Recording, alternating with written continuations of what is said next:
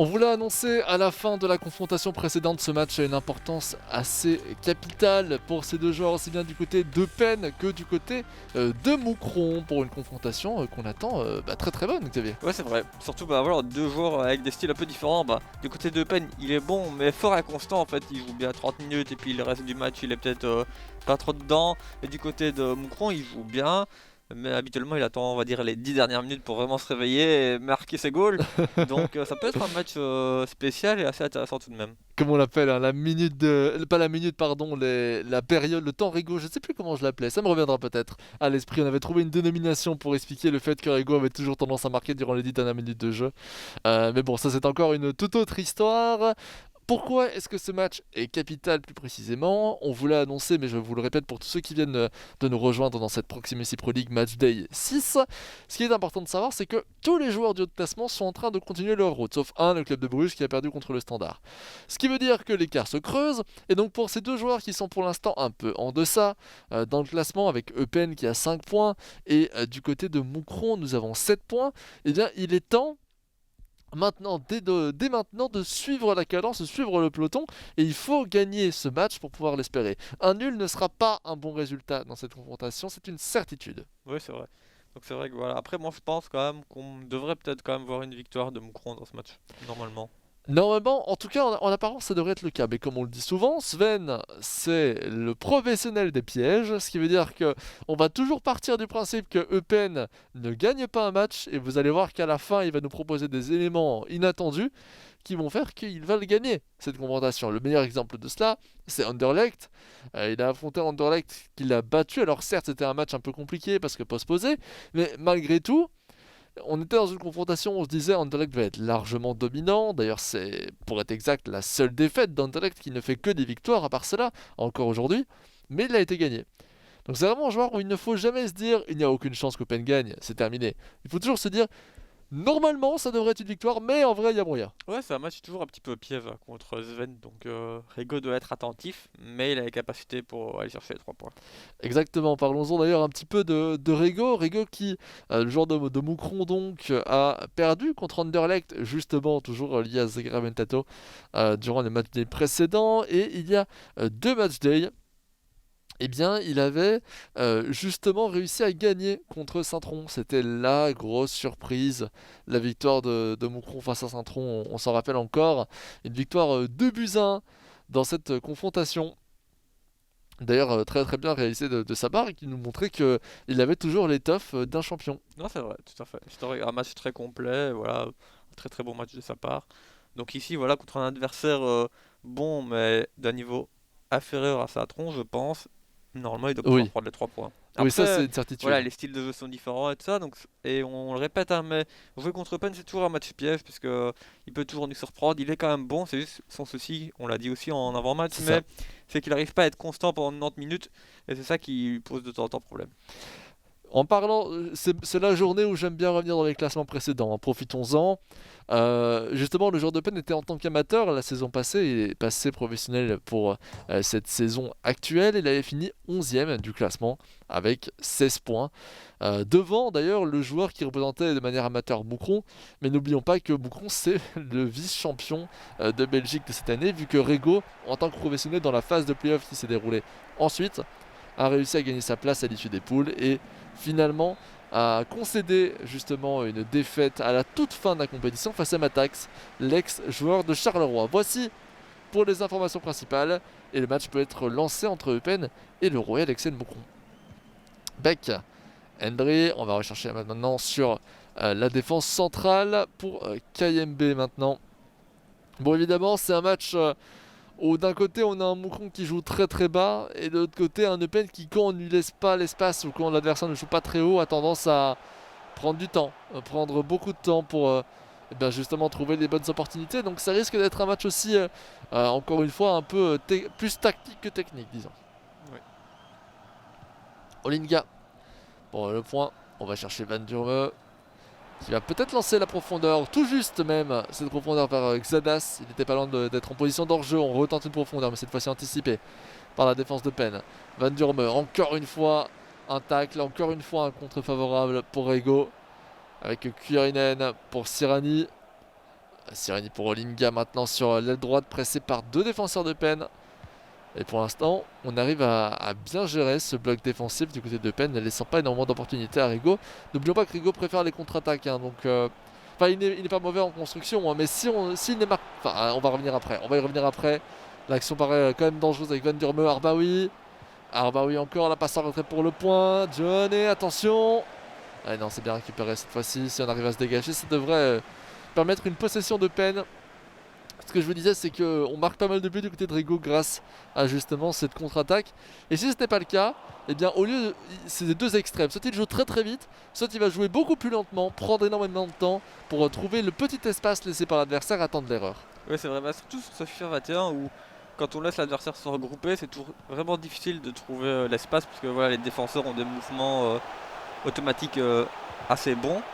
Attention à cette passe en retrait d'Ngoy. Oui, tout à fait, surtout depuis la dernière mise à jour. Hein, on le rappelle aussi qu'il avait baissé la qualité des passements de jambes qui était très important pour battre ce genre de défense.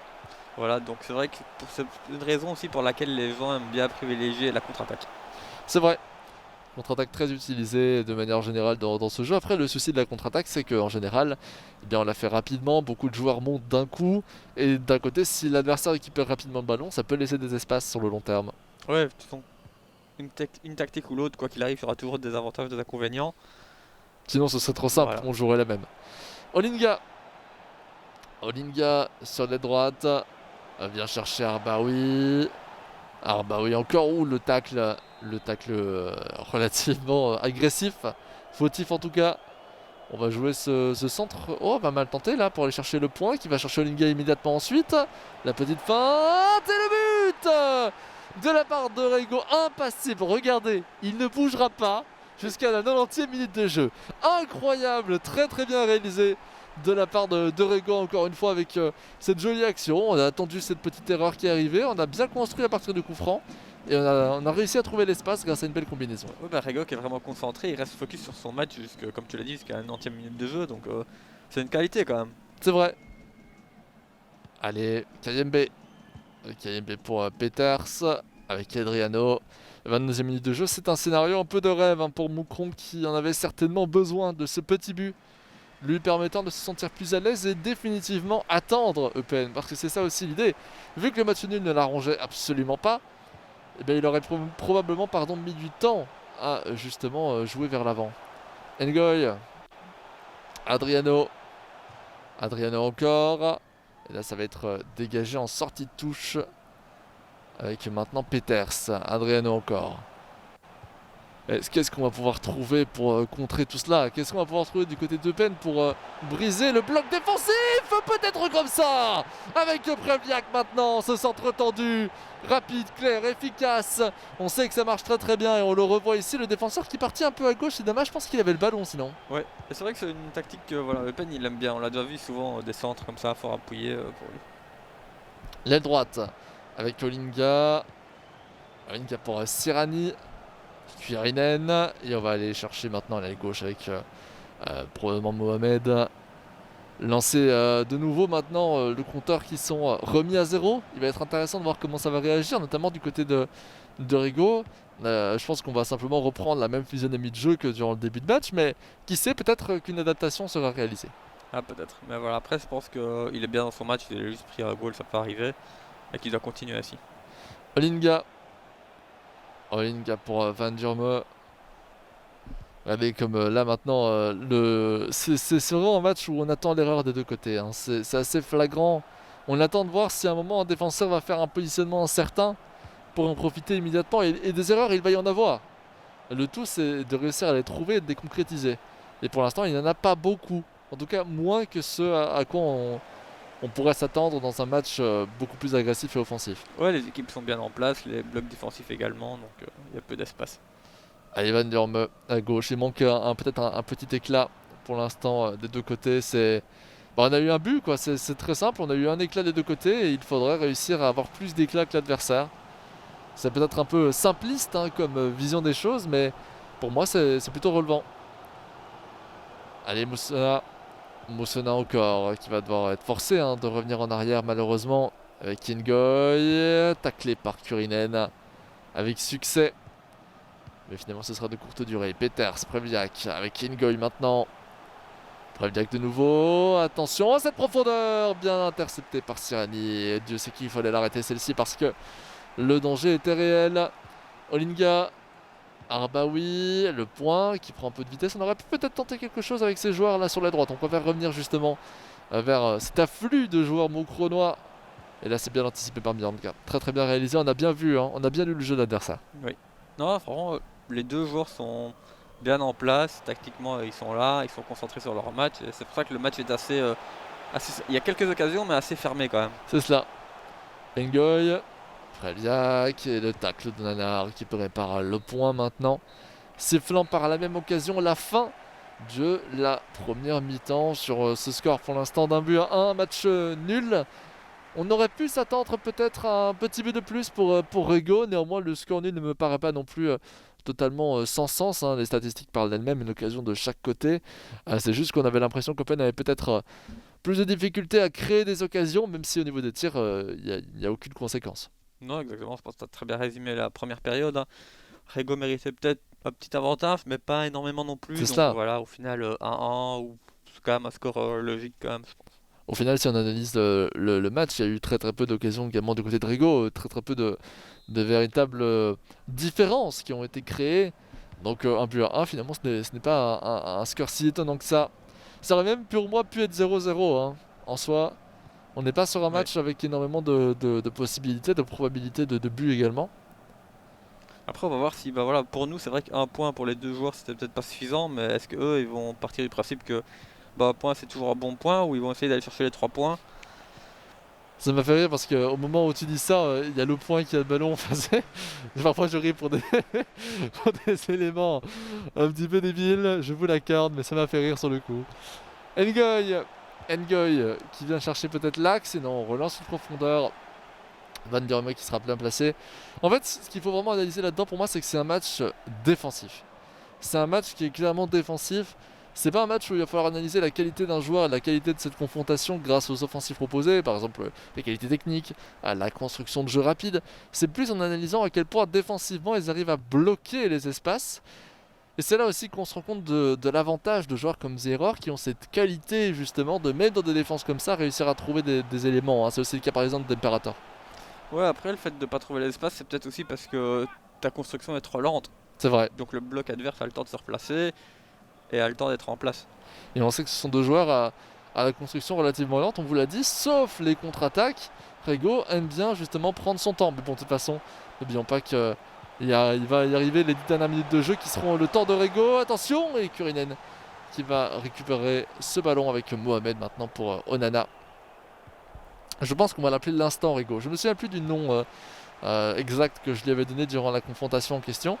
Mais j'ai décrété qu'on l'appellerait l'instant Rego. Attention, la récupération de Kurinen qui va se retourner vers Hervé Kofi pour la passe vers la gauche. Ce qui est aussi important aussi, je trouve, c'est que dans ce genre de match, on a tendance à se découvrir en fin de confrontation, je pense. Et donc ça peut expliquer pourquoi Rego a tant de facilité à marquer dans les 10 dernières minutes de jeu. C'est parce que l'adversaire commence à avoir envie d'en mettre un rapidement, ou alors commence à changer de jeu pour anticiper la fin du match, sort de sa zone de confort et donc laisse peut-être un peu plus d'espace. C'est une possibilité en tout cas. Prevliak avec ce joli tacle. Attention Hendry, pas mal, et c'est le but de Moussona. Je l'ai anticipé un petit peu, mais c'était clairement visible. Très très belle réalisation de peine, 2 tirs, 2 buts. Enfin de toute façon 3 tirs en général dans le match, 3 buts en général dans le match. Donc on est sur un match très très fermé, mais on l'a vu, hein, cette profondeur elle est sublime. On laisse le petit espace du côté de Rego, l'erreur qui a été commise, et Eupen qui prend justement l'avantage. J'avais un petit peu peur pour lui qu'il soit hors jeu, parce que c'est vrai que il était derrière le défenseur, mais après il y en avait un autre qui couvrait, donc heureusement pour lui il a pu concrétiser son occasion. Olinga, oh, ce tacle qui a été sifflé, qui va être joué peut-être rapidement, c'est fait avec Onana, mais comme tu l'as dit, de Buzyn, je dirais, en fait, on pourrait se dire à partir de ce qu'on a dit auparavant, que ça, attention à Nyoeré avec Bianchi, mais non, c'est récupéré, que c'était possiblement un contre-courant. Moi je ne trouve pas, c'est pas un contre-courant d'avoir justement un but de peine, c'est juste qu'avoir un but tout court, c'est plutôt étonnant. Oui. Vu le nombre d'occasions, vu la difficulté que ces deux joueurs ont pour l'instant à briser la défense adverse. Peut-être même un troisième avec Hendry là maintenant. Hendry toujours, et non. Cette passe en retrait est contrée par Mohamed. Attention, est-ce qu'on va le jouer à la rémoise? Ah non, on préfère le jouer premier poteau, et c'est Kurinen qui sera le premier sur ce ballon, encore relativement grand, hein, Kurinen, au sein de cet effectif de Moucron. Et les contre-attaques. Oh, voici la première de contre-attaque. Le tacle qui sera favorable finalement pour Moucron. C'est l'occasion, hein, de profiter de l'avantage de la qualité de contre-attaque, mais c'est bien défendu par Adriano et c'est mal joué de la part d'Origo. Ouais, c'est le mauvais choix, je pense, pour la passe. Mais surtout qu'on avait eu un peu de chance grâce à un contre favorable juste avant, donc c'est une double récupération de peine. Et là bah, on commence à aller vers l'avant, on sait que du côté de Moucron, il a envie de gagner ce match, donc il va commencer à prendre des risques. Peters, non. Olinga qui va relancer, Préviac encore. Et non, là c'est Kurinen qui va récupérer. Mais ce qui est aussi, je trouve intéressant, pour relever ce qu'on avait encore cité auparavant, tu vas me dire si je me trompe, mais j'ai l'impression que à force de jouer aussi 80 minutes comme ça, Rigaud a tendance à un petit peu, entre guillemets, endormir ses adversaires. Et du coup, au moment où il va changer de formation pour aller plus offensif, eh ben, les adversaires en question vont avoir plus de difficultés aussi. C'est une autre raison peut-être, non? C'est possible. En tout cas, c'est une possibilité. Allez, les petits changements tactiques, on passe ça en 3-1-4-2, non 3-5-1-1. Tant d'informations qu'on ne voit jamais. 3-1-4-2, c'est très très rare. Ça fait plaisir également de voir des formations comme ça. Au final, c'est juste une variante de 3-5-2. Hein. Oui. Qu'est-ce qui change? Est-ce que tu as cette information? Je sais que c'est une formation très peu connue, donc je prends peut-être un risque en te demandant, mais quelle est la différence entre un 3-1-4-2 et un 3-5-2? Eh ben, en fait, le 3-1-4-2, tout simplement, t'as un milieu défensif et pas de milieu offensif. Ah oui, ok. Ok. Et avec Kofi, Olinga, avec Mohamed, pour relancer Moucron, peut-être avec cette profondeur. Attention, parce que là, on a fait à peu près tout le terrain, grâce à une passe, et une deuxième pour Moucron, avec Tabekou qui parvient à passer le défenseur. Attention, le ball roll bien anticipé par Pen. Très beau match de Pen d'ailleurs, il faut aussi le souligner. Hein. Oui. Bien meilleur que ça quand on s'entendait, à l'image malheureusement de l'irrégularité aussi. Attention, ce tacle récupéré par Xadas, avec Tabekou. Tabekou sur l'aile droite, le petit râteau, et non, défensivement c'est parfait. Hein. Défensivement c'est vraiment parfait du côté de Pen, et encore on manque même de chance parce qu'il y en a eu des contre favorables en veux-tu en voilà qui ne sont pas concrétisés par Ego. A l'inverse ça se relance maintenant avec Babi maintenant. Babi, le grand pont, la passe en retrait, Mbalo encore, et le tir d'Mbalo. Mbalo qui va mettre malheureusement ce ballon à côté. Il aurait pu faire le break et se rassurer vraiment pour cette fin de match. C'est cela. Allez, Sirani, on rentre dans l'instant Rego. Mais pour l'instant, l'instant Rego ne lui porte pas vraiment chance, au contraire. Babi. Babi pour Peters. Peters le râteau. Et non, c'est récupéré par Olinga cette fois-ci, 83e minute de jeu.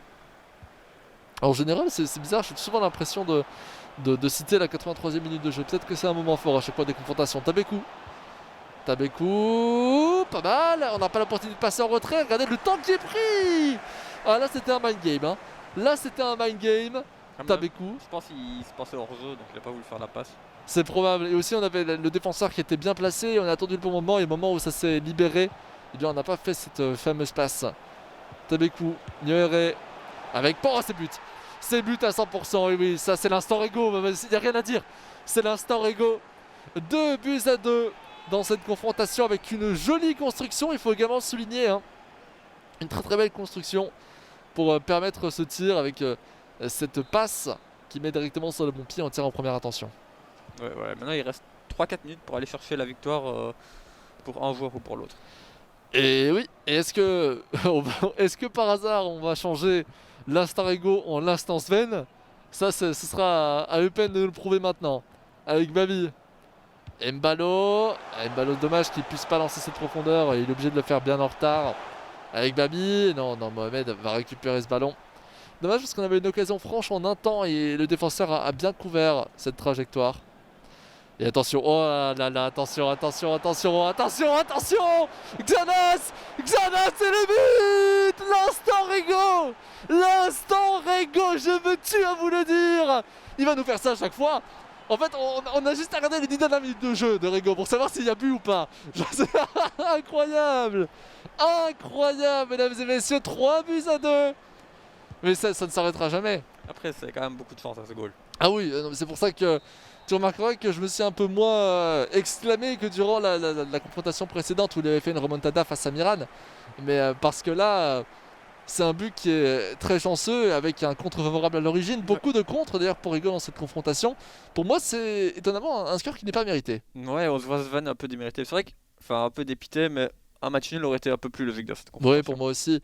Pour moi aussi, parce que même si on a voilà, l'instant Rigo, hein, le fameux instant Rigo avec cette domination finale de la part de Rigo, il n'empêche que sur le match, de manière générale, overall, j'ai l'impression quand même que Ben méritait mieux. Il nous a proposé une confrontation de grande qualité, meilleure que d'habitude. Donc c'est difficile, je pense, à vivre pour le joueur de Penn, qui a donc concédé cette défaite 2-3 face à Moucron. C'est vraiment une journée où on a des matchs un peu bizarres, hein, avec la victoire du Standard face au club de Bruges où on avait l'impression que le club méritait mieux. Ici, Eupen qui perd à la dernière seconde, même chose, on a l'impression qu'il mérite mieux. Et à chaque fois, ce sont sur des joueurs qui ont été anciennement ou actuellement à Moucron. Non, c'est vrai. Aussi bien du côté de Shadow que du côté de Rigo. Voici pour les petites anecdotes qui clôturent du coup cette confrontation avec cette victoire donc de Moucron. Restez bien évidemment aux aguets, aussi bien pour ceux qui nous suivent en flux en direct que sur YouTube. Si vous nous regardez sur YouTube, n'hésitez pas à aller voir les autres diffusions, celles qui sont précédentes ou celles d'après. Si vous nous regardez en différé, eh bien faites votre tour, il y a plein de matchs disponibles. Et de côté de ceux qui nous suivent en flux en direct, vous le savez, la petite capsule maintenant toujours sur Imperator, le joueur d'Anderlecht. On écoute ça maintenant.